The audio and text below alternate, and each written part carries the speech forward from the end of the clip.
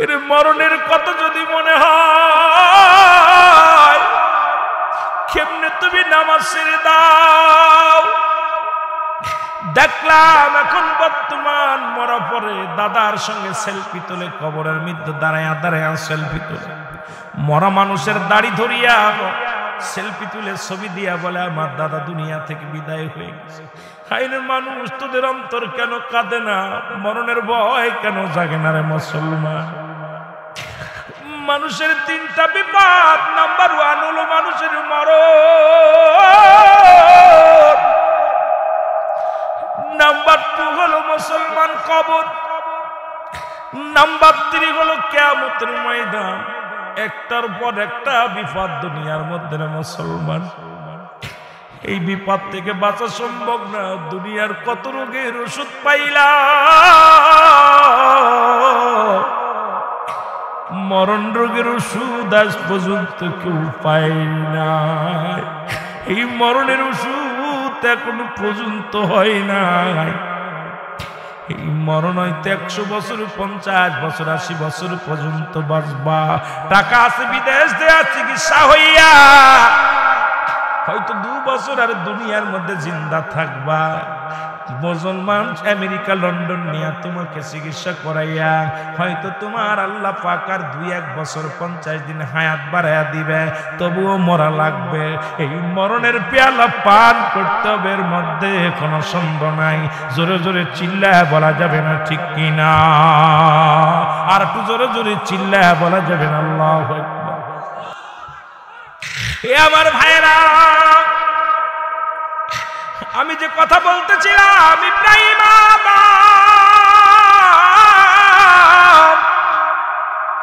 যিনি বালকের বাচ্চা ছিল গো, প্রতিনিয়ত প্রজাদেরকে কষ্ট দিত, প্রতিনিয়ত প্রজারা তার কথায় কষ্ট পেত, ব্যবহারে কষ্ট পেত, কর আদায় করত। আল্লাহ তাকে একটা সতী সাথী নারী দান করেছিল, বিবি তার ভালো একজন বিবি আল্লাহ তার দান করেছিল। বিবি প্রতিনিয়ত ডাক দিয়ে বলতেন, স্বামীরে, ও স্বামী, দুনিয়া ছেড়ে দাও, এই দুনিয়ার সব কিছু চন্ন বিচ্ছিন্ন করে দিবে আমার আল্লাহ। আল্লাহ কয় কুল্লু মান আলাইহা ফান, সব কিছু শেষ করে দিবে আমার আল্লাহ। আল্লাহ কয় বান্দারে, এই জমিনটা আমি রাখবো না, এই জমিনের মধ্যে যত মাটি আছে সমস্ত মাটিগুলো আমি আল্লাহ পুরায়া তামা বানায়া দিব। এই জমিনের মধ্যে যত পানি আছে সব পানিগুলো পুড়ে হয়ে যাবে ছাই। যেদিন কিচ্ছু বলতে কিচ্ছু রবে না, থাকবো শুধু আমি আল্লাহ। আল্লাহ কয় বান্দারে, সেদিন থাকবো শুধু আমি আল্লাহ, আর আমি থাকবো আমার নবীর ভালোবাসা নিয়ে।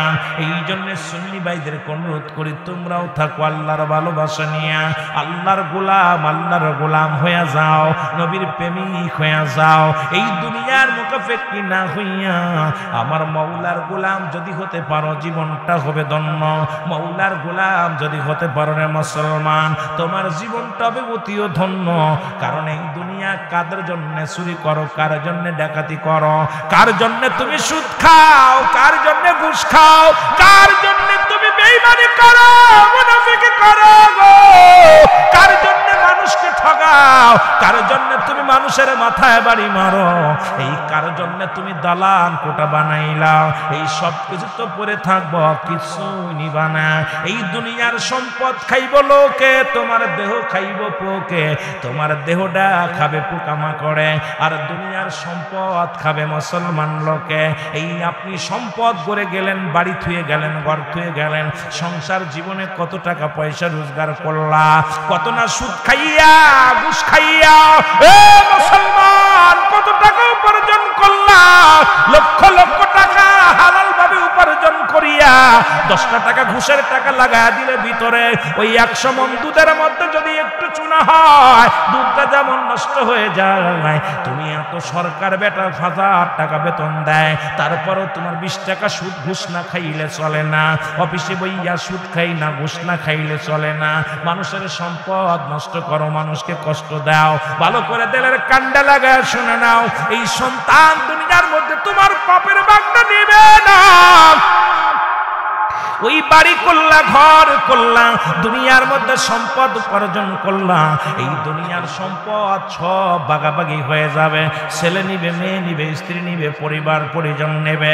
যদি আপনজন কেউ না থাকে সরকার বহন করব, কিন্তু পাপের ভাগটা সরকারও নিব না, পাপের ভাগটা ছেলে নিবে না, মেয়ে নিবে না। তুমি অন্যায় করেছো, নামাজ ছেড়েছো, রোজা ছাড়ছো, হজ ছেড়েছো, যাকাত ছেড়েছো, অন্যায় পথে পা বাড়াইলা। এই দুনিয়ার মধ্যে যত পাপ তুমি জোগাড় করলা, এই দুনিয়ার মধ্যে পাপের একটা কানা করে বিবি নিবে না রে। তোমার পাপের ভাগটা তোমার ভাই নিবে না, পাপের ভাগটা তোমার স্ত্রী নিবে না, পাপের ভাগটা তোমার মেয়ে নিবে না, পাপের ভাগটা তোমার জামাই নিবে না, পাপের ভাগটা তোমার পরিবার পরিজন কেউ নিবে না, পাপের ভাগটা তোমার স্বামীও নিবে না রে মুসলমান। তাহলে কিসের জন্য এত পাপ করো, কিসের জন্য এত অন্যায় করো? একবার কি চিন্তা করছো মরণের পেয়ালা পান করা লাগবে, এই দুনিয়া থেকে বিদায় হওয়া লাগবে? চিন্তা যদি তোমার অন্তরের ভিতরে থাকে, জীবনেও তোমার অন্যায় করা সম্ভব নয়। জোরে জোরে চিল্লায় বলেন ঠিক কিনা? পাপের ভাগ কেউ নিবে না, সম্পদ ঠিকই নিবে। ছেলে নিবে নাই, যদি কেউ ছেলে না থাকে, মেয়ে না থাকে, প্রতিবেশী বহন করবে। প্রতিবেশীও যদি না থাকে, এটা সরকার বহন করবে, দেশ বহন করবে। কিন্তু একটা পাপ যদি কোন হুজুরে এইটা পাপটা নেই, হুজুর কয় মাফ চাই। ছেলেরে কবি পাপটা নেই, কয় মাফ চাই। বিবিরে কবি পাপটা নাও, কয় না মাফ চাই। এইটা নিতে হবে। তাহলে কিসের জন্য এত বরাবর, কিসের জন্য এত মস্তানি? কার জন্য সুদ খাও, কার জন্য ঘুষ খাও, কার জন্য এত লুকোচুরি? একবার যদি ভাবো রে মন, একটু ভাবলে পারে। আমার মন বলে কোন ব্যক্তি যদি এই জন্য অ্যারিস্টটল, সক্রেটিস বই লেখা পর বলছেন নো দাই সেল, নিজেকে নিজে চিনতে হবে, মান রাফান নফস, নিজের নফসকে চিনতে হবে, কলবু সালিম, আত্মাটাকে প্রসিদ্ধ করতে হবে। হায় হায়, কেমন আত্মা বানাইছি, খালি দুনিয়া চায়। জোরে বলেন ঠিক কিনা? এমন একটা আত্মা বানাইছি, খালি বাড়ি চায়, গাড়ি চায়। বাড়ি হয়েছে কই গাড়ির দরকার, গাড়ি হয়েছে কই গাড়ি চলবো না, ভালো গাড়ির দরকার। বউ বালা হয়েছে, তারপরও মন চাই সেই মানে ভালো আখ্যান করতে পারতাম। কথা কইতে নিল, এই কথা কন না কেন? বেতন ৮০,০০০, চিন্তা করে ৯০,০০০ নিতে হবে। আল্লাহ চাহিদা মিটে, ঠাইর অর্থ। এই অর্থের জন্য মানুষ কত নিম্ন পর্যায়ে চলে যেতে পারে। অর্থের জন্য মানুষ কেমন অবস্থা, হালালকে হারাম বানাইতেছে, হারাম হালালকে হারাম বানাইতেছে, হারামকে হালাল বানাইতেছে। এই মানুষ কেন জন্য নিষ্ঠুর হয়ে গেছে? বাল্হুয়া কেলাম, এই দুনিয়াটা পচা দুর্গন্ধ মরি। আমার আপনার চরিত্র কুকুরের চরিত্রের মতো হয়ে গেছে। কুকুর যেমন মরি পাইলে খুশি হয়, সে জামানার মানুষগুলো মরি পাইলে খুশি হবে। ওয়াজের ময়দান দেখেন, এখানেও আমাদের বক্তাদের অবস্থা খারাপ। আমার দেশ থেকে হাত দিয়ে একটু বেশি দেয় এক জায়গা, হেট করে দাওয়াতিটা বাজার একটা চলে যাবে। ইমামতি একই অবস্থা। যদি ইমাম সাহেবের পাশের মসজিদে কেউ ইনভাইট করে ২০০০ বেশি দিব, বাড়াই দিব, এই যাতে চলে যা চিন্তা করে। আর ইমামতি, ইমাম মানেই নেতা, তাদের মূল্যায়ন কি অবস্থা? কারণ দুনিয়া আমাদেরকে এমন ভাবে গ্রাস করে ফেলেছে, চারিদিক থেকে দুনিয়া, ছেলে মেয়ে, পরিবার পরিজন, এগুলো যে ব্যক্তি পরিত্যাগ করে আমার মৌলার গুলাম হতে পারবে, তার জীবনই ধন্য হবে। জোরে বলেন ঠিক কিনা? আর একটু জোরে বলেন ঠিক কিনা? একটু মহব্বতের সঙ্গে দুরূদ শরীফ পড়েন। আল্লাহুম্মা সাল্লি আলা।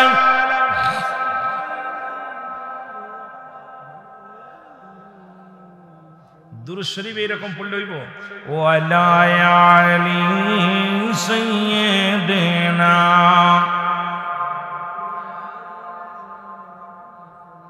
আপনাদের এই মাহফিলে আমি বলে গেছিলাম সাফিয়ানা আর সাফিয়েনা। সাফিয়ানা শব্দের অর্থ আমি নবীরে পার করবো, আর সাফিয়েনা নবী আমাকে পার করবে। আমি যেটা মৌলানা, একই শাব্দিক অর্থ হলো নবীজি আমাকে সুপারিশ করবে, পার করবে। কে করবে? নবীজি বলেন না কে করবে। এখন কুল মানে বলো, আর কুল মানে খাইয়ে ফেলো। এক কুল মানে খাইয়ে ফেলো, আর এক কুল মানে বলো। একটা কুল বলতেছে, বলতে বলতেছে, আর একটা কুল মানে খাইয়ে ফেলতে বলতেছে। এখন আপনি খাবেন না বলবেন? কথা বলেন না কেন? হ্যাঁ, এখন বড় কাপ দিয়ে কুল আর কুল, একটা কাপ ছোট কাপ আর একটা বড় কাপ। উচ্চারণ এলোমেলো। আমি বারবার বলতে সাফিয়ানা, এখন আপনি যেই জিনিস সাফিয়ানা কইতে গেলে সাফিয়ানা হয়ে যাচ্ছে। এই জন্য আমি আপনাদেরকে এই মাহফিলে বলে গেছিলাম আজ থেকে ৩-৪ বছর আগে, যে আমাদের বলতেছি মাওলানা মুহাম্মদ। এই আমার মাওলা, গুলাম কি প্রতিনিধি যিনি মৌলা, আর মাওলার গোলাম হযরত মুহাম্মদ সাল্লাল্লাহু আলাইহি সাল্লাম আমাকে সুপারিশ করবে। কে করবে? কথা বলেন না কেন? নবীজি, জোরে বলেন সাল্লাল্লাহু আলাইহি সাল্লাম। এই জন্য আমি আপনাদেরকে একবার বুঝায় বলেছিলাম যে মাওলানা বলবেন। এখন আপনারা সাথে আনা করতেছেন। আনা শব্দের অর্থ আমি, এনা শব্দের অর্থ উনি। এখন আপনার বাপের ক্ষমতা আছে নবীরে পার করা? কথা কইতেন নিবা? এই কিটা কিটা নবীরে পার করতে পারবেন? এটা হাত উঁচু করেন। তাহলে আমি বলতেছি একটা, আপনি বলেন একটা। মাস্টারের চাইতে যদি ছাত্র বেশি বোঝে এটা এফ গ্রেড, আর ওষুধ যদি দিতে গেলে ডাক্তারের চাইতে যদি রুগী বেশি বোঝে এই রুগী বেশি দিন বাঁচানো সম্ভব না। কথা কইতেন নি? এই কথা কয় না, কষ্ট পান? ডাক্তারের চাইতে রুগী বেশি বোঝা বালা। আমি যেটা বলবো এটা শুনবেন। এই জন্য আমি আপনাদেরকে, আমি বিলে না, ওলামা একরাম যেটা বলবে এই না। অনেক সময় বাবা অনেক ভুল করি, আমরা অনেক ভুল করি, ভুল হাসতে হাসতে ভুল করি, এটাও বুঝি না। অনেক সময় শিরকি গুনাহ হয়ে যায়, অনেক গুনাহ করে ফেলি, শিরকি গুনাহ করে ফেলি। একটু আমার সাথে বলেন আল্লাহুম্মা সাইয়্যিদিনা মাওলানা মুহাম্মদ ওয়া আলা আলি সাইয়্যিদিনা ওগো আশিকিনা রিভিন বলে কেমনে যাব মদিনায়।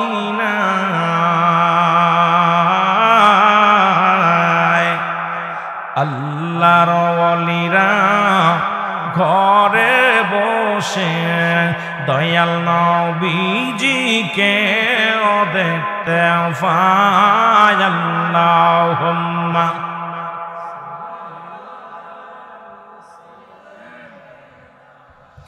মাওলানা মুহাম্মাদ আলা আলি মাওলানা মুহাম্মাদ আল্লাহুম্মা দেনা মাওলানা মুহাম্মদ ওয়া আলা আলি হয় না হবে না গো এখনো সুজন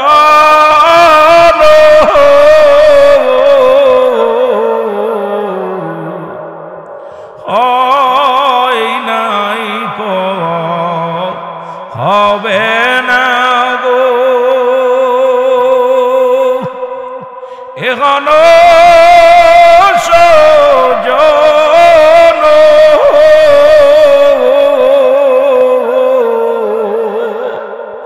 সারা জীবন কাঁদলেন নবীজি পাপী উম্মতির জন্য। আল্লাহুম্মা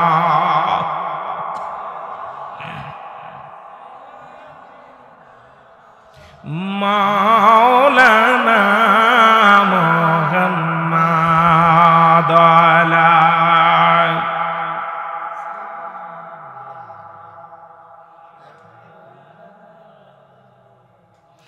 মাদ আল্লাহুম্মা সাল্লি আলা সাইয়্যিদিনা মাওলানা মুহাম্মাদ আলা আলি সাইয়্যিদিনা শাফিঈনা। এ দুনিয়ার মুসলমান গভীর মনোযোগ, বলতেছিলাম ইব্রাহিম আদম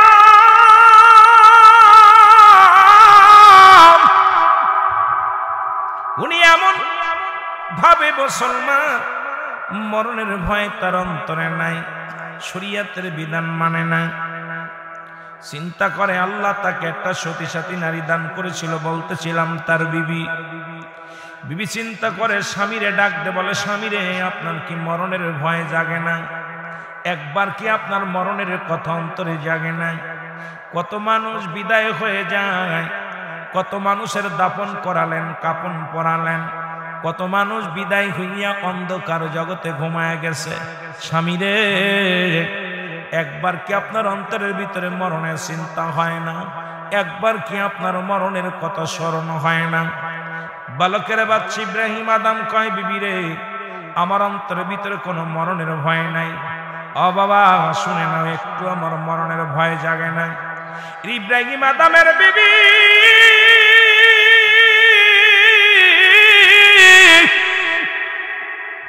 একজন ইমাম সাহেবের কাছে, রে মুসলমান বালকের ইমাম সাহেবের কাছে যাও, আরজি করলেন, হুজুর আমার স্বামী এই বাদশা, আমি রানী, আপনার কাছে একটা দাবি করি, এই দুনিয়াতে চিরদিন আমরা থাকবো না, থাকারও জায়গা না। আপনি এমন একটা তদবির দেন, এমন একটা উপায় বের করেন, যেন আমার স্বামী যেন আল্লাহ হয়ে যায়, আমার স্বামী যেন নামাজ আদায় করে, আমার স্বামী যেন প্রজাদেরকে কষ্ট দেয় না, আমার স্বামী যেন কাউকে কষ্ট দেয় না, আমার স্বামী যেন কোনো প্রজাদেরকে দুঃখ দেয় না। কারণ আমার স্বামী শরিয়াত মানে না, তরিকাত মানে না, হাকিকত মানে না, মারেফাত মানে না। আমার স্বামী তার মন গড়া মতো চলে।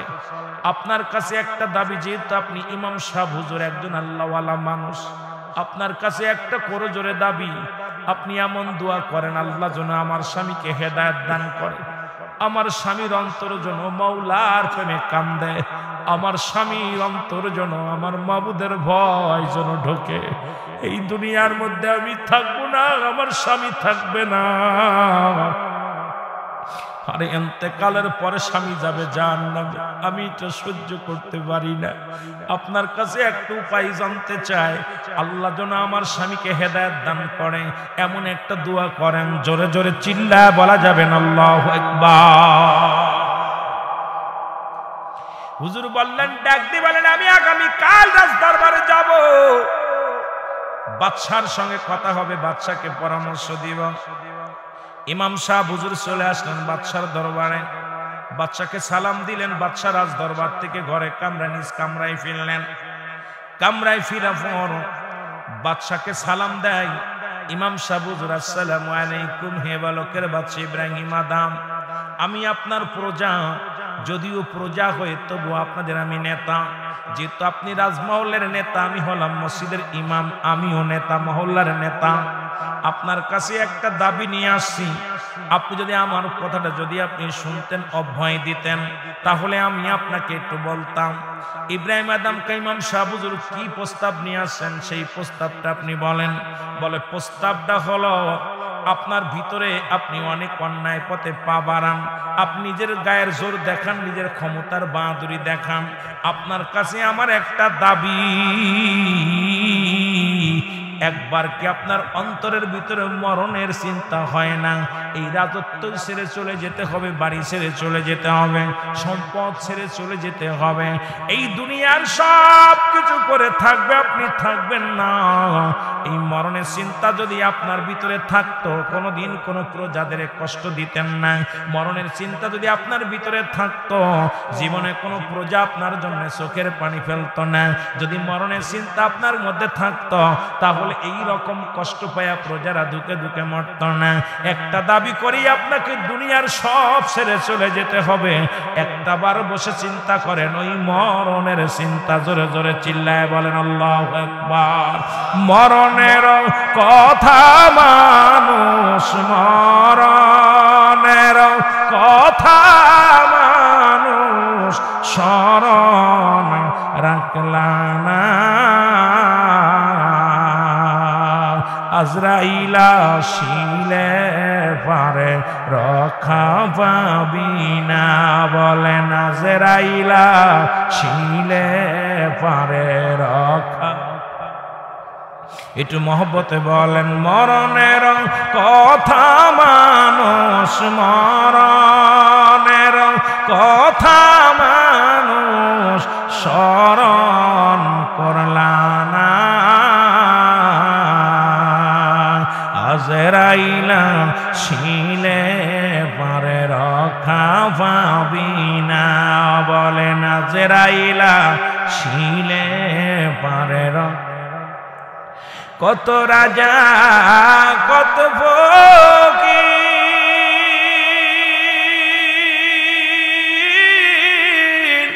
গেল সবে দুনিয়া সারি কোন দিন জন আসবে রে ডাক তোমার কোন দিন জন আসবে রে ডাক এ ধরায় থাকতে পারবা না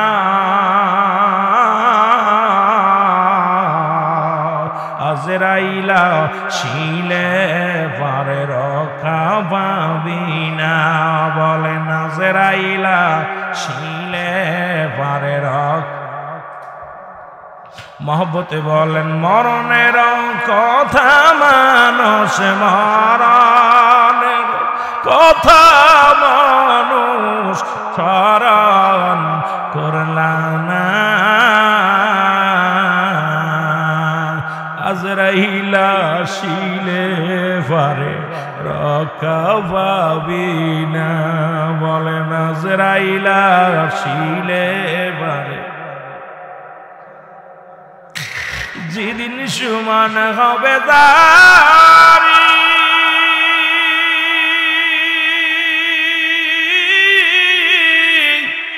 হবির তুই লাস্টাভারি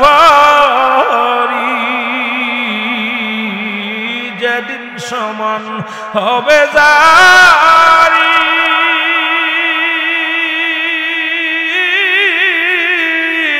থাকবি রে ভাই ধরায় পড়ি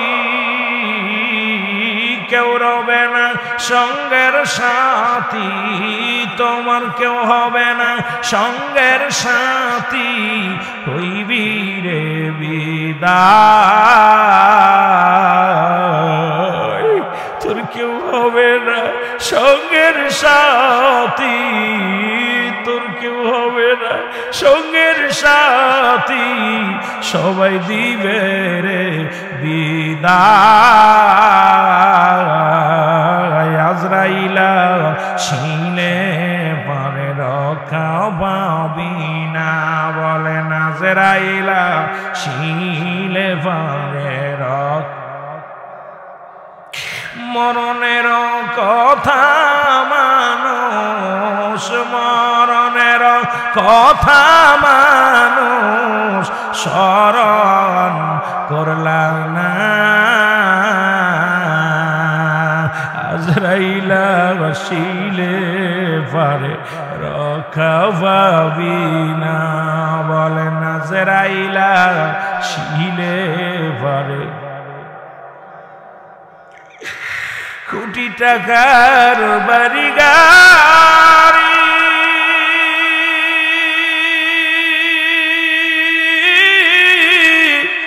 সবই যাইবা ওই দিন সারি কোটি টাকার বাড়ি গাড়ি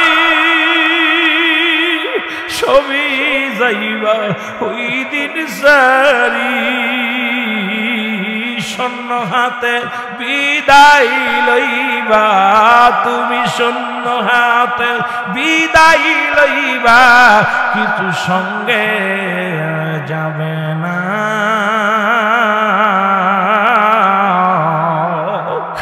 খালি হাতে বিদায় লইবা তুমি খালি হাতে বিদায় লইবা কেউ তো সঙ্গে যাবে না আজরাইলা শিলে পারে রক্ষা পাবি না বলেন আজরাইলা শিলে পারে রক্ষা পাবি না বলেন মরণের কথা মানুষ মরণের কথা মানুষ স্মরণ করলাম না আজরাইলা শিলে পারে রক্ষা পাবি না বলো আজরাইলা শিলে পারে রক্ষা পাবি না। লা ইলাহা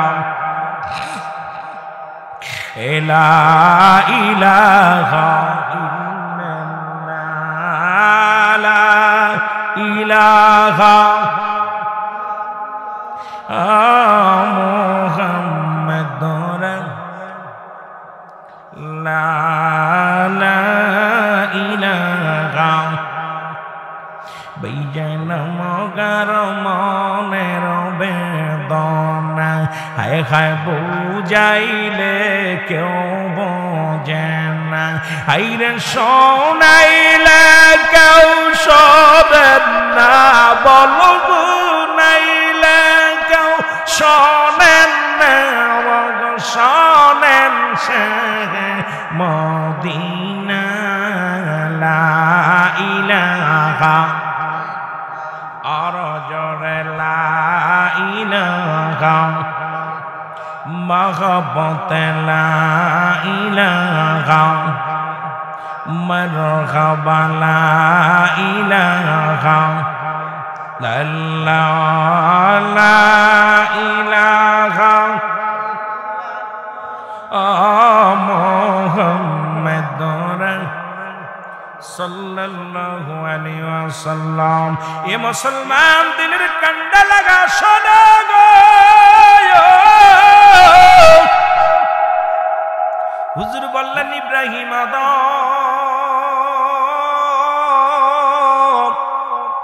এত জুলুম ব্যভিচার অন্যায় তুমি করো, একবার কি মরণের চিন্তা করো না? ইব্রাহিম আদম কয় হুজুর আমার অন্তরের ভিতরে কোনো মরণের চিন্তা হয় না, একবারও মন বলে না আমি মারা যাব, একবারও আমার অন্তর কাঁদে না মরণের জন্য, একবারও ভয় লাগে না, আমার অন্তরের মধ্যে মরণের চিন্তা হয় না। আল্লাহর মাহবুব বান্দা ডাক দে বলে হুজুর আমি আপনাকে একটা তদবির দেব, সেই তদবির হলো আপনি বেশি বেশি করে মরণের চিন্তা করবেন, ঘুম থেকে উঠে মরণের চিন্তা করবেন, ওই না দুপুর বেলা মরণের চিন্তা করবেন, রাত্রে বেলা মরণের চিন্তা করবেন, দেখবেন আপনি কোনোদিন অন্যায় পথে আর পা বাড়াইতে পারবেন না। বেশি বেশি মরণের চিন্তা করবেন, একটু বেশি বেশি করে মরণের চিন্তা করবেন। ইব্রাহিম আদম ডাক দিয়ে বলে হুজুর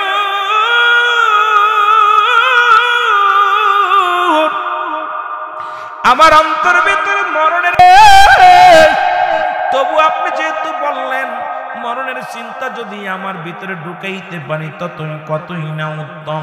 ইব্রাহিম আদম একটা স্বর্ণ দিয়ে মালা বানাইলেন, এই 100 দানা বানাইয়া সকালবেলা ঘুম থেকে উঠে কয় মৌত মৌত মৌত মৌত, এবং রাত্রেবেলা ঘুমানোর সময় কয় মৌত মৌত মৌত। একটা মাস যায়, 2টি মাস যায়, 6 মাস চলে গেল, বছর ঘুরে আসলো, কিন্তু ইব্রাহিম আদমের কোনো পরিবর্তন হয় নাই। ইব্রাহিম আদম এমন ভাবে মুসলমান মৌলার ভয় তার অন্তরে জাগে না, উনি তাই মৌত মৌত চিন্তা করেন। আল্লাহর ও মুসলমান শুনে ইব্রাহিম আদমের বিবি চলে গেলেন আল্লাহর মাহবুব বান্দার কাছে। ইমাম সাহেব হুজুরকে ডাক দে বলে হুজুর আমার স্বামীকে আপনি কি তদবির দিলেন? আমার স্বামীর তো কোনো পরিবর্তন হলো না, আমার স্বামী তো আরো বেশি জুলুম করে, প্রজাদেরকে কষ্ট দেয়, এই দুনিয়ার মধ্যে মরণের চিন্তা একবারও হয় না। এই আল্লাহর মাহবুব বান্দা ডাক দেখো আমি যাব আগামী দিনে রাজদরবারে দেখে আসতে যাব। আগামী দিন চলে আসলেন রাজদরবারে আল্লাহর ওলি আল্লাহর মাহবুব বান্দা, জোরে বলো আল্লাহু আকবার। এর ইমাম সাহেব হুজুর বালকের বাচ্চা ইব্রাহিমের কাছে যে ডাকতে বলো হুজুর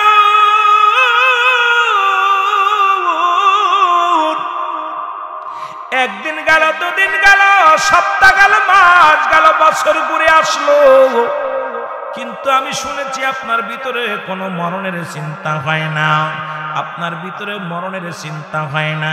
আজকে আমার দেশের অনেক ভাই আছে দেখবেন সুদ খায়, ঘুষ খায়, একটা পা কবরে চলে গেছে, এখনো বাজারে গেলে সুবরি চুরি করে, এখনো একটা পা কবরে চলে গেছে, পরের জমিন ফসল ফোটা খাওয়ায়, দুনিয়ার মধ্যে গরু ছাগল ছেড়ে দিয়ে মাথার মধ্যে টুপি থাকে, পরের ফসল নষ্ট করে, আবার নাতিরে বিয়ে করতে চাই, লাভ দে বুড়া পা গেছে কবরে একটা, এরপরেও কয় নাতিরে বিয়ে করব, নাতনিরে বিয়ে করব। ওরে মুসলমান শোনো, কারণ আমাদের দেশেও অসংখ্য মানুষ এমনি আছে এখনো তাদের ভিতরে মরণের ভয় জাগে নাই, এখনো যে দাড়িগুলো পাক ধরেছে আমার বুঝি মরা চিঠি আইয়া গেছে, এই চিন্তা তার ভিতরে এখনো আসে না রে মুসলমান। এখনো নামাজ ছেড়ে দিয়া টিভি দেখে, বয়া বয়া দোকানের মধ্যে টিভি দেখে, দেখা যায় বেগানা মহিলার নিয়ে আড্ডা মারে, রং তামাশা করে, এখনো দাড়িগুলো ডেকে ডেকে টিভির সামনে বয়া বয়া চা খায়, কিন্তু আজানো দিকে হয়ে যায়, একবারও অন্তরের ভিতরে মাওলার প্রেম নাই। এ মুসলমান বুড়া খুঞ্জুর হয়ে গেছে, টুপি মাথা আছে, এ মুসলমান শোনো, হয়তো নামাজ আদায় করে আসরের নামাজ বা মাগরিবের নামাজ, যোহর তো পড়ে না, মাগরিবও পড়ে না, ইশা পড়ে না, ফজরও পড়ে না, কারণ অন্তরের ভিতরে মাওলার প্রেম ঢোকে নাই, মরণের চিন্তাও আসে নাই। ওই ব্যক্তি কেমনে মাওলার বন্দেগী করবে? কারণ ওর ভিতরে ঢুকছে দুনিয়া, দুনিয়া ঢুকছে, ওই দুনিয়ার প্রেম যতক্ষণ পর্যন্ত ভিতর থেকে না জাগবে, যতক্ষণ পর্যন্ত দুনিয়ার প্রেম তোর ভিতর থেকে না সরবে, মাওলার ইবাদত করে শান্তি পাবে না। জোরে বলেন ঠিক কিনা? এখনো দেখি অনেক বুড়া মানুষ বেটা বয়া বয়া দোকানে বয়া চা খায়, আসরের আজান চলে আর ও চা খায় আর টিভি দেখে, আছে না বাবা? আরে ওর কি ভয় আছে জানো যে আমার দাড়ির পাক ধরছে, আমার কবরে ডাক আসছে?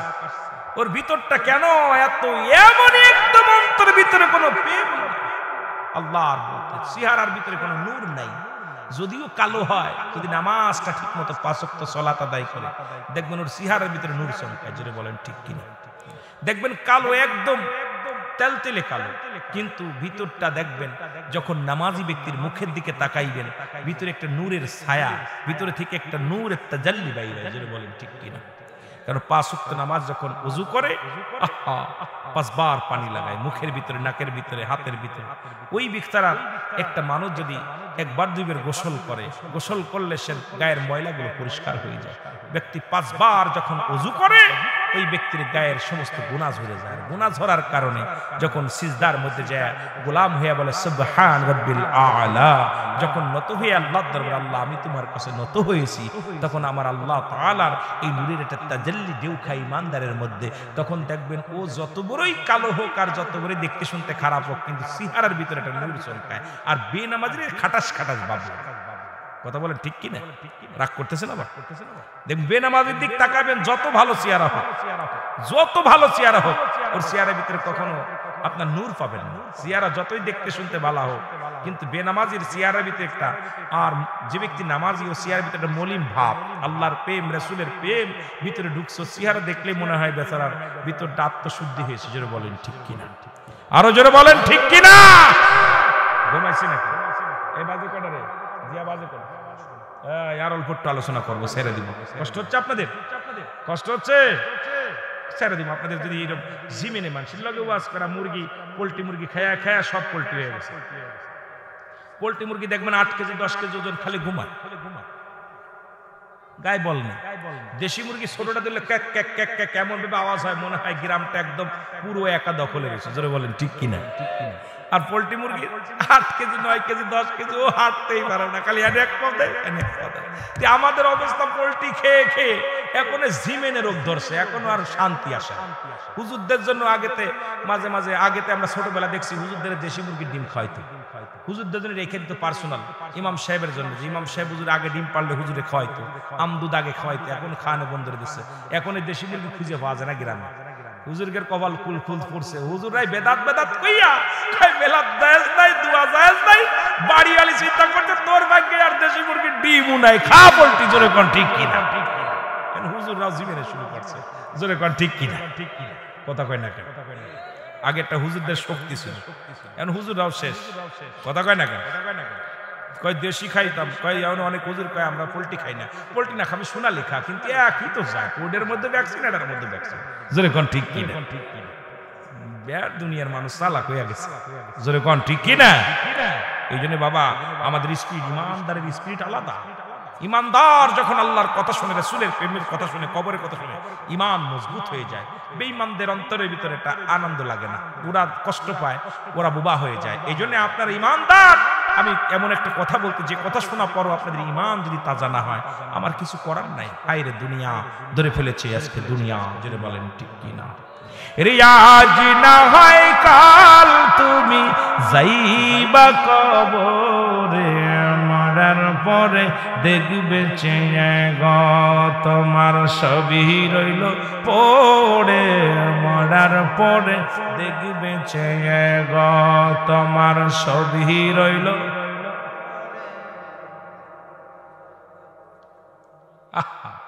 মৃত্যু ব্যক্তি তখনও টের পায় না যতক্ষণ পর্যন্ত কবরে না আনবে।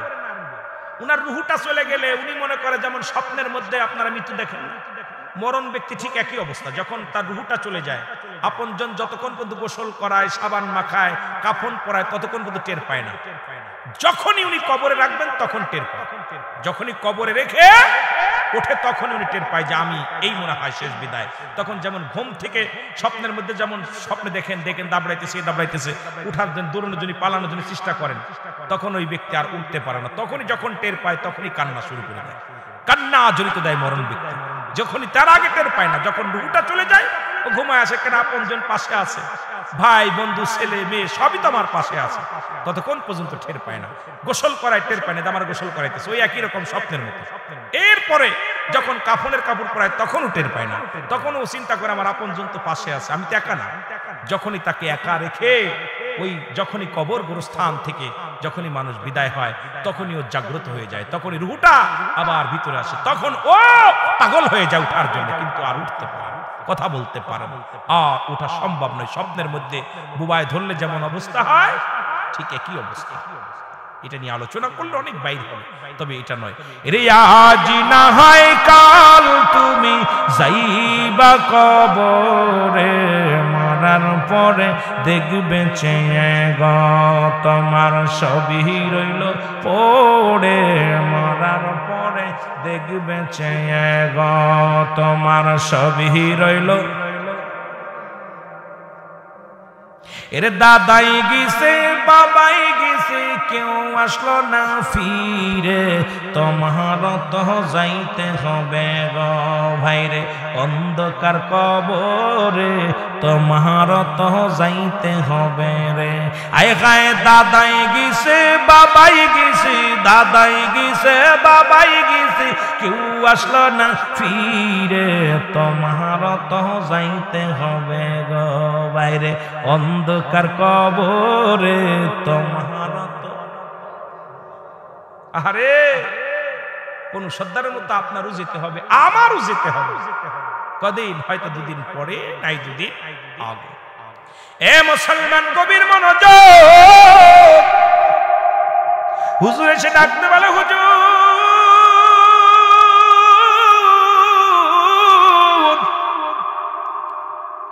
এ বালকের বাচ্চা ইব্রাহিম আদম, একটা বছর তোমাকে বলেছিলাম মৃত্যুকে বেশি বেশি স্মরণ করবা, কিন্তু তোমার অন্তরের ভিতরে মরণের ভয় ঢোকে নাই।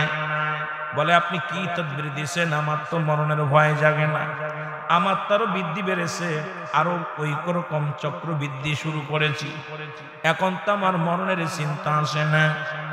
ইব্রাহিম আদমকে আল্লাহর মাহবুব বান্দা ডাকতে কয়, হুজুর যদি কিছু মনে না করেন, একটা আপনাকে একটা দাবি করব। আপনার কাছে দাবিটা হলো, আমি দেখতে চাই আপনার কপালের দোষ নাকি রাজ সিংহাসনের দোষ। এই চেয়ারের মধ্যে বইয়া বুঝি আল্লাহরে ভুইলা যান, মরণের কথা ভুইলা যান। আরে দেহটা ভালো, এই জন্য তুমি আমার মরণের ভয় করে না। একবার যখন অসুস্থ হয়ে যাও, বারে বারে ডাকো আল্লাহ তুমি দয়া করো, মা দয়া করো, বাবা দয়া করো, ডাক্তারখানায় লয়ে যাও, হাসপাতালে লয়ে যাও। আর যতক্ষণ পর্যন্ত তোমার দেহ সুস্থ থাকে ততক্ষণ পর্যন্ত মওলার ভয় জাগে না। জোরে জোরে বলেন ঠিক কিনা? ইমাম সাহেব ওদের ডাকতে বলে, আল্লাহর বান্দা শোনো, একটা কাজ করো। কয় কি কাজ?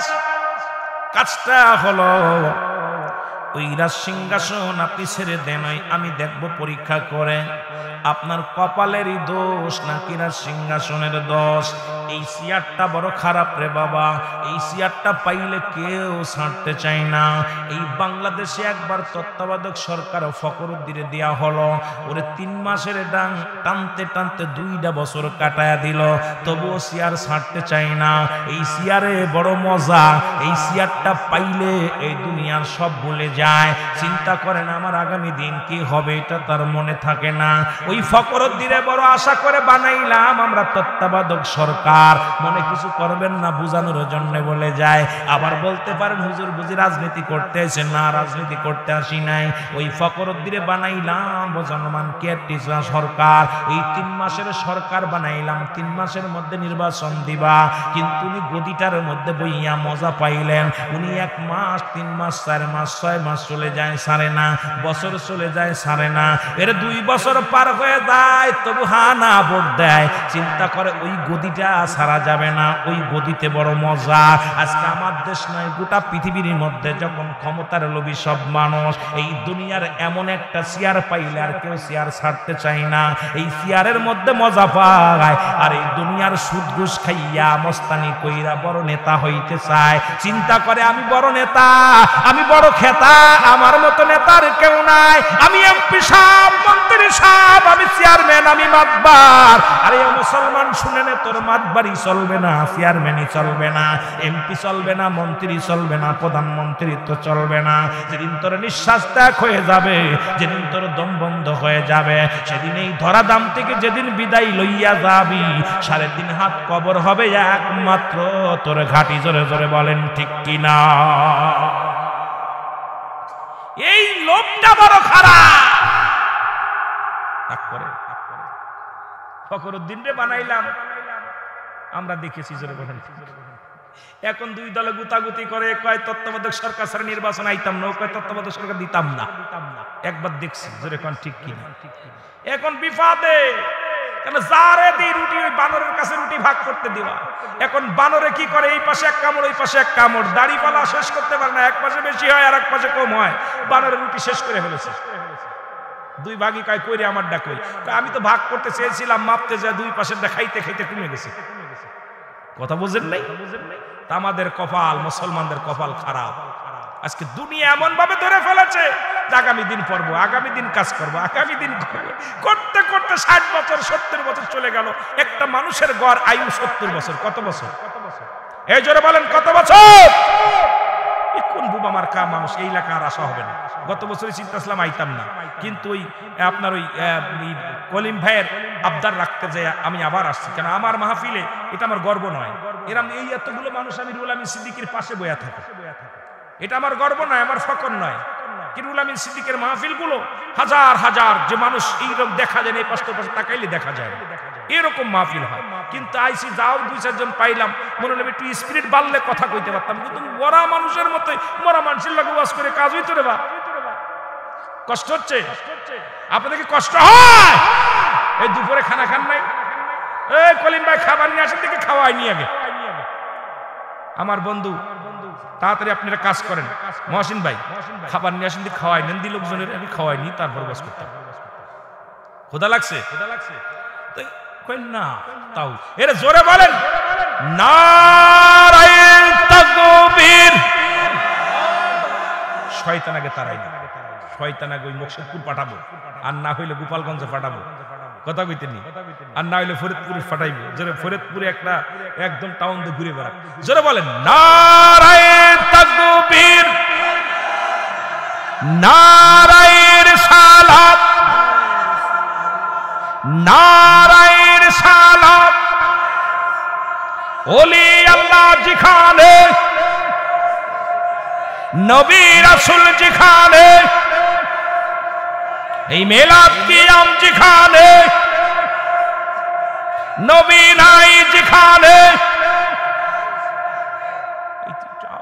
একটু জোরে দিলে তার মানে আধা ঘন্টা কথা কমুক, আর অল্প একটু কথা কমুক, প্যাকেট হয়ে গেছে ইনশাল্লাহ।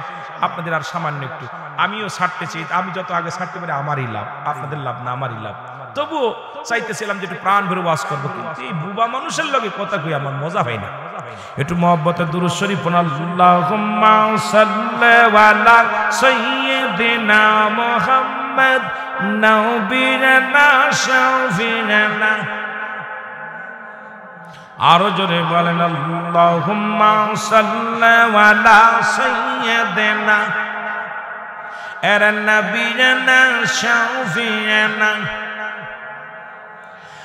আদম যখন মাটি পানি মোর নবীজি খোদা রাসূল। আদম যখন মাটি পানি মোর নবীজি খোদা রাসূল। তার উপরে পড়েন দুরুদ, তার উপরে পড়েন দুরুদ। আল্লাহ ফেরেশতা কুল আল্লাহুম্মা সাল্লি আলা সাইয়্যিদিনা নবিয়িনা শাফিনা মাওলানা মুহাম্মদ। আল্লাহুম্মা সাল্লি আলা জোরে নবিয়িনা শাফিনা। উড়ে যাও রে রাতের হাওয়া, যাও রে উড়ে মদিনায়। উড়ে যাও রে মাগুরার হাওয়া, যাও রে উড়ে মদিনামের সালাম খানি, এই আশিকের সালাম খানি পৌঁছাই দিও মদিনায়। আল্লাহুম্মা সাল্লি আলা নবিয়িনা শাফিনা মাওলানা মুহাম্মদ। আল্লাহুম্মা সাল্লি আলা নবিয়িনা শাফিনা তেষট্টি কাল কাঁদেন নবী সকলে উম্মতের লাগি। তেষট্টি কাল কাঁদেন নবী সকলে উম্মতের লাগি। এখনো কাঁদেন নবী, এখনো কাঁদেন নবী শুইয়া সোনার মদিনায়। আল্লাহুম্মা নবিয়িনা শাফিনা। এ মুসলমান, যে কথা বলতেছিলাম গো,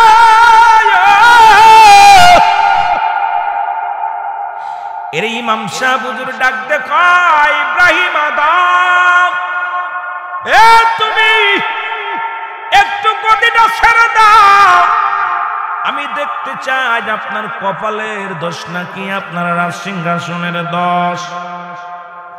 উজির কয় হুজুর খবরদার, সিয়া ছাড়া যাবে না।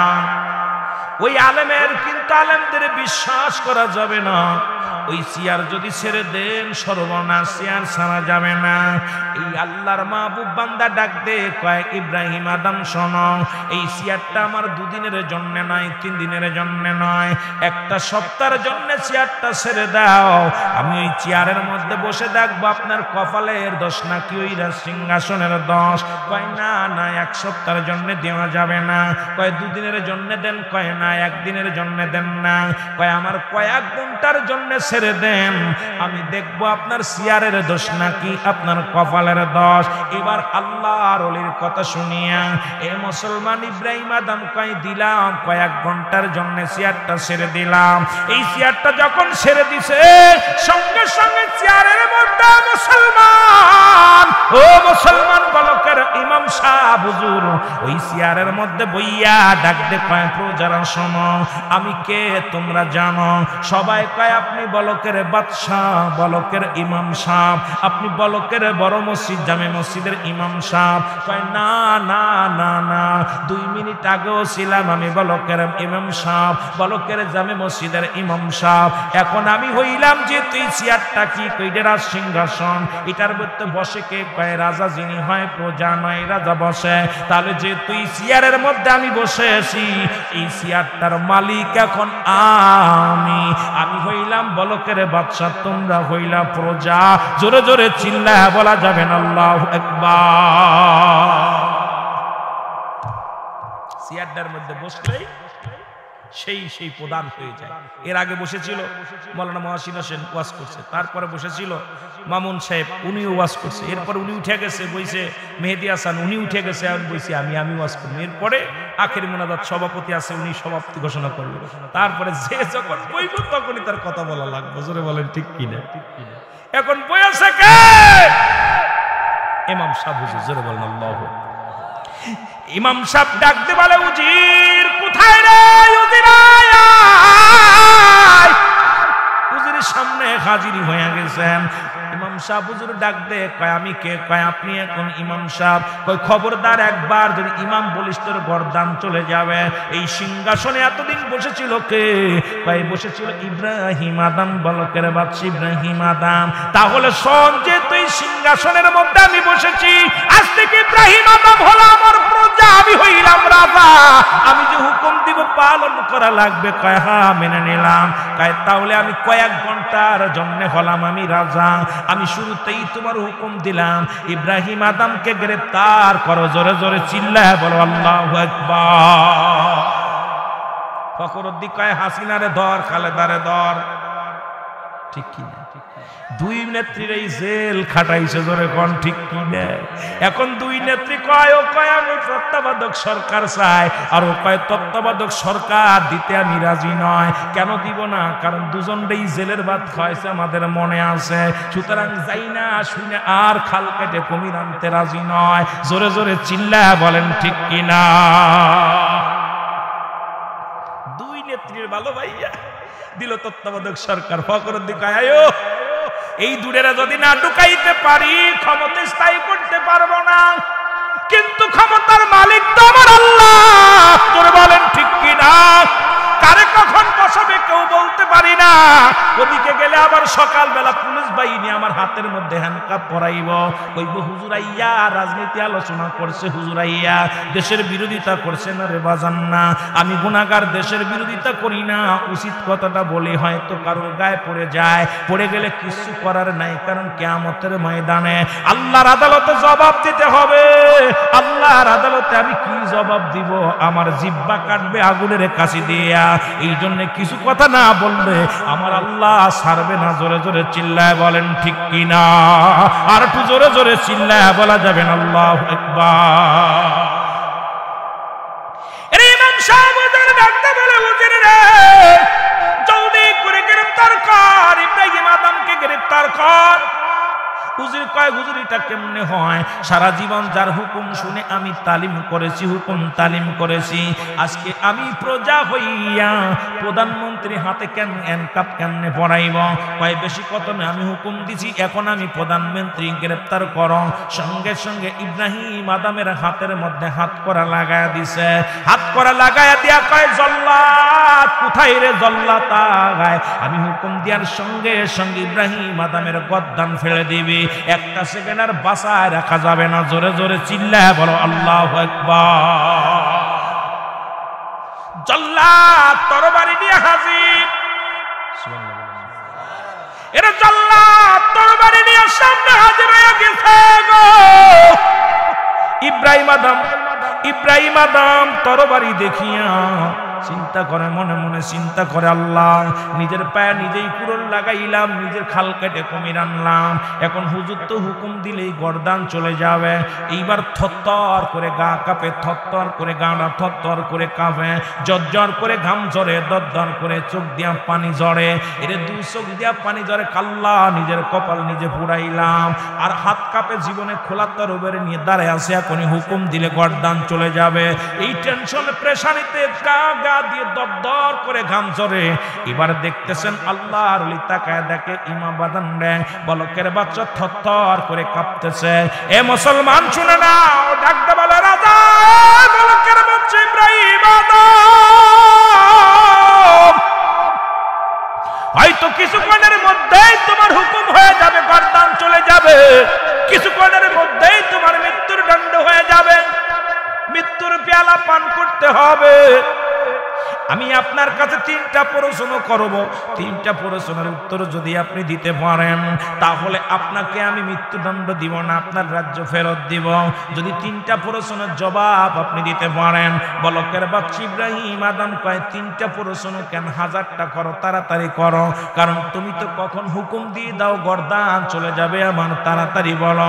1 নাম্বার প্রশ্ন আমি আপনার কাছে করি, আপনি কেন কাঁপতেছেন, এত কাঁপছেন কেন? বলে 1 নাম্বার, তুমি বললে আমি কাঁপতেছি কেন? জীবনে কত মানুষের মৃত্যুদণ্ড দিলাম, কত মানুষের শুলে চড়াইলাম, ফাঁসি দিলাম, শিরচ্ছেদ করলাম, আজকে ওই তরবারি দিয়া কত মানুষের গর্দান নিয়েছি আমি, হুকুম আমার হুকুমে। জল্লাদটা দিয়া তরবারি দিয়া একটা দ্বিখণ্ডিত করে দিছে, আজকে সেই তরবারি আমার দিকে তাকায় আছে রে। আমি প্রেসারিত হইয়া থরথর করে ভয়ে কাঁপতেছি। বলে 1 নাম্বার প্রশ্নের জবাব ঠিক আছে, জোরে বলো আল্লাহু আকবার। 2 নাম্বার প্রশ্নের জবাব দিতে হবে গো। তোমার চোখ দিয়ে কেন পানি পড়ে আমি জানতে চাই। বলে আমার জীবনে এত ভয়, আমি চোখ দিয়ে পানি পড়ি, আর এত সম্পদ এত কিছু করে থুয়ে গেলাম, কিছুতেই বাঁচতে পারলাম না, নিজের ভয়ে নিজের ভুলে নিজেই মরলাম, আজকে এই জন্য আমার চোখ দিয়ে পানি পড়ে। মৃত্যু কত ভয়ঙ্কর। এর আল্লামা মুফতি আমজাদ আলী সাহেব একটা কিতাব লিখছেন, কিতাবের নাম্বার শরিয়াত। এই কিতাবের মধ্যে লিখতে যা বললেন, দুনিয়ার মানুষ শোনো, একটা সাধারণ মৃত্যু হলো 70টা তাজা উটের গায়ের চামড়া জবাই না করিয়া উল্টো দিকে টান দিয়া লবণ আর মরিচ লাগায়া দিলে যতটুকু যন্ত্রণা হয়, একটা সাধারণ মৃত্যুর চাইতে 70 গুণ মৃত্যু যন্ত্রণা। এখন যারা মুসলমান শোনো, ওই মরণের চিন্তা কেন অন্তরের ভিতর আসে না রে? আপনার আমার আসে না?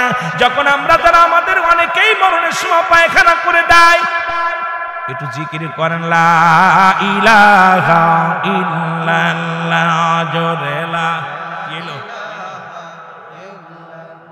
আর জোরে লা ইলাহা ইল্লাল্লাহ, জোরে লা ইলাহা লা ইলাহা মুহাম্মাদুর সাল্লাল্লাহু আলাইহি ওয়াসাল্লাম।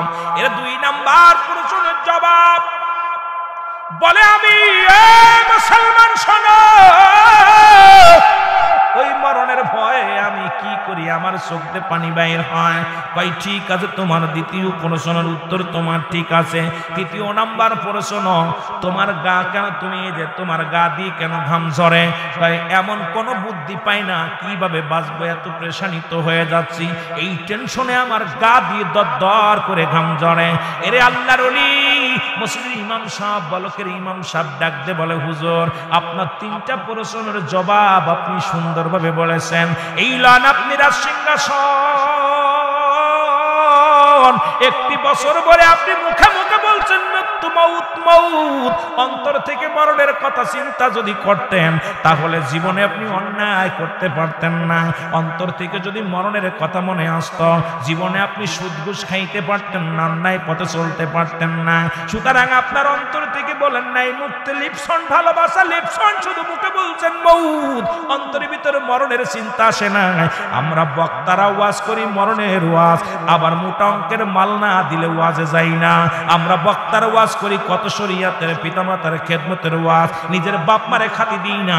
গতকালকে একটা নিউজ দেখলাম রে মুসলমান, আমাদের দেশে একজন বক্তা, নামি দামি বক্তা, নাম বলতে চাই না, বাবা তার কান্দে আর ভিক্ষা করে আর বলে, ও দুনিয়ার মানুষ, আমার মতে এমন জানোয়ার জন্ম দিও না। আজকে বক্তা বড় বক্তা হয়েছে, আমার কলিজার টুকরা সন্তান, আজকে বাবা ভিক্ষা করে, চিকিৎসার জন্য ভিক্ষা করে, অনেক টাকা পয়সা রোজগার হয়েছে, আদর্শবান ছেলে বানাইতে পারে নাই। আমরা বক্তারা ওয়াজ করি শুধু স্বার্থের জন্য, নিজেরা তো আমল করি না। আল্লাহর দরবারে কি জবাব দিব আমার বুঝি আসে না, জোরে জোরে বলেন ঠিক কিনা।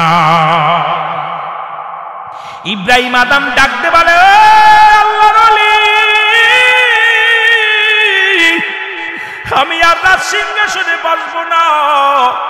ওরে যেখানে বসলে আমার মরণের চিন্তা হয় না, যেখানে বসলে আমার মাওলার ভয় জাগে না রে, খবরের ভয় জাগে না। আমি দুনিয়ার মধ্যে এমন চেয়ার চাই না, এমন সিংহাসন চাই না। ও প্রজারা, তোমরা যে যা পারো নিয়ে যাও, তোমাদের যা খুশি তাই করো।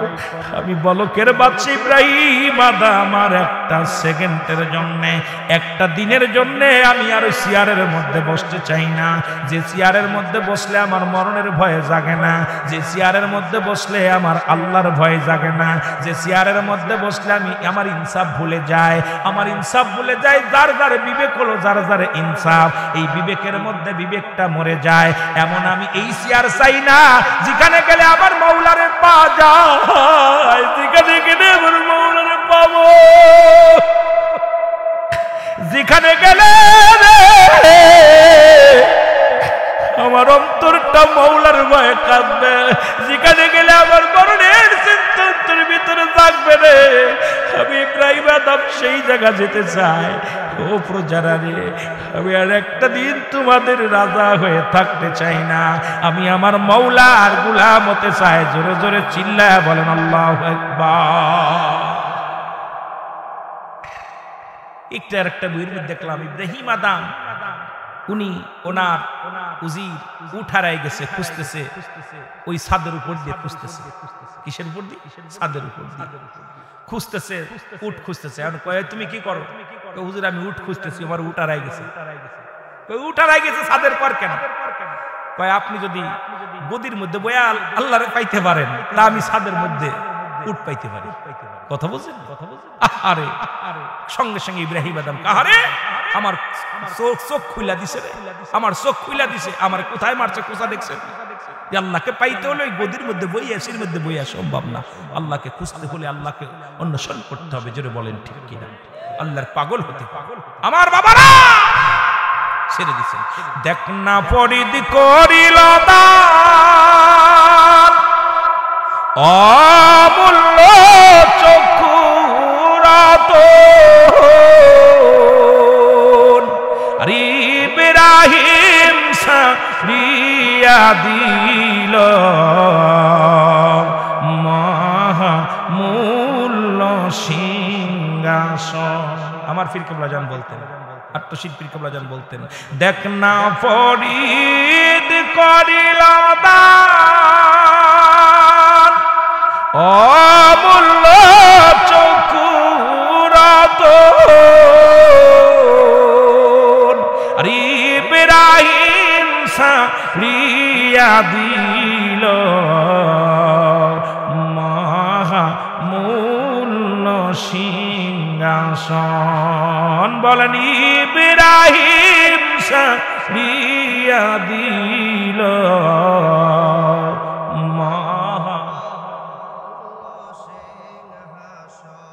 আহা। আল্লাহকে পাওয়ার জন্যে মানুষ সব ছেড়ে দিছে, ঘুম ছেড়ে দিছে, আহার ছেড়ে দিছে, নিদ্রা ছেড়ে দিছে। এই যে বয়া বয়া পাগল হইয়া, পাগল আল্লাহরে পাইতে হলে এই দুনিয়ার মধ্যে আল্লাহকে পাওয়ার জন্য সব আশেকরা সব কিছু ছেড়ে দিছে, একমাত্র আল্লাহর জন্য পাগল হয়ে। জোরে বলেন ঠিক কিনা? সে আল্লাহকে পাইতে যদি পারি তো আমার জীবন আপনার জীবন ধন্য। জোরে বলেন ঠিক কিনা? আল্লাহ আমাদের বুঝার তৌফিক দান করুক। আমরা নবীজিকে একটু সালাম জানাই। নবী